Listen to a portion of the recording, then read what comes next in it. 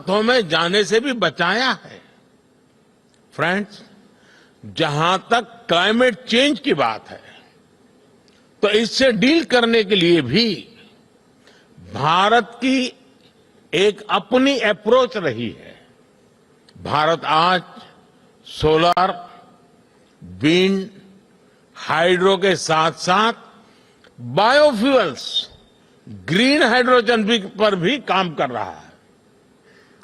हमारी संस्कृति हमें सिखाती है कि प्रकृति से जितना हासिल किया है, उसे लौटाने का प्रयास भी करना चाहिए। इसलिए भारत ने विश्व को एक नया मार्ग सुझाया है, जिस पर चलते हुए हम पर्यावरण की बहुत मदद कर सकते हैं।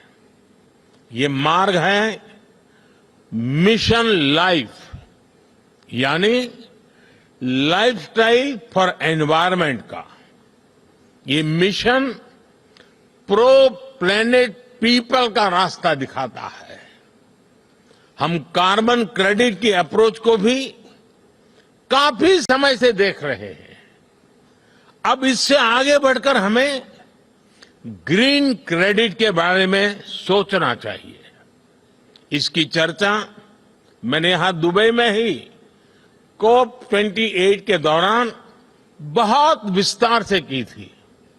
साथियों, जब हम फ्यूचर की तरफ देखते हैं, तो हर सरकार के सामने आज अनेक प्रश्न हैं।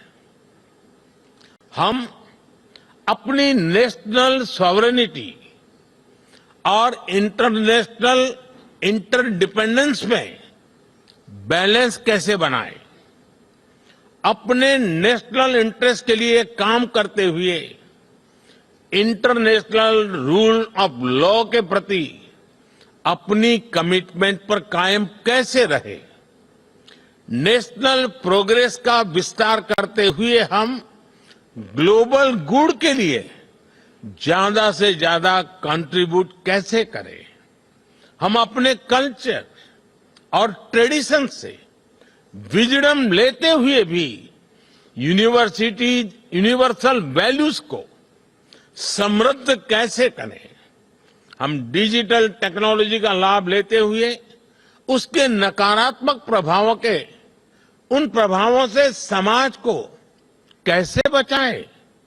हम वैश्विक शांति के लिए प्रयास करते हुए आतंकवाद के खिलाफ कैसे मिलकर काम करें? आज जब हम अपने देश को ट्रांसफॉर्म कर रहे हैं, तो क्या ग्लोबल गवर्नेंस इंस्टीट्यूशंस में भी रिफॉर्म नहीं होना चाहिए? ऐसे अनेक सवाल हमारे सामने है। इन सारे सवालों को ध्यान में रखते हुए ही हमें अपनी सरकारों को दिशा देनी है, फ्यूचर प्लानिंग करनी है। हमें मिलकर कोहेसिव, कोऑपरेटिव और कोलैबोरेटिव वर्ल्ड की वैल्यूज को प्रमोट करना होगा। हमें डेवलपिंग वर्ल्ड के कंसर्न्स और ग्लोबल डिसीजन मेकिंग में ग्लोबल साउथ की भागीदारी को प्रमोट करना होगा। हमें ग्लोबल साउथ की आवाज सुननी होगी, उनकी प्राथमिकताओं को सामने लाना होगा। हमें जरूरतमंद देशों के साथ अपने रिसोर्सेस और अपनी कैपेबिलिटीज को शेयर करना होगा।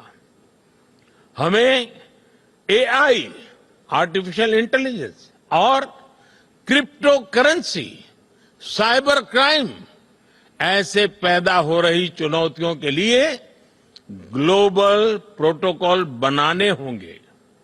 हमें अपनी नेशनल सॉवरेनिटी को प्राथमिकता देते हुए इंटरनेशनल लॉ की मर्यादा भी रखनी होगी। इन्हीं भावनाओं पर चलते हुए हम न केवल सरकारों के सामने उपस्थित चुनौतियों का समाधान करेंगे, बल्कि विश्व बंधुत्व को भी मजबूती देंगे।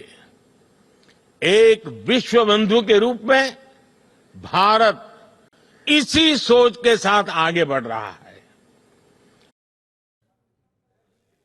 प्रधानमंत्री नरेंद्र मोदी को आप सुन रहे थे, जिन्होंने विश्व के उन तमाम बड़े मुद्दों का जिक्र फिलहाल इस वर्ल्ड गवर्नमेंट फोरम 2024 में किया है।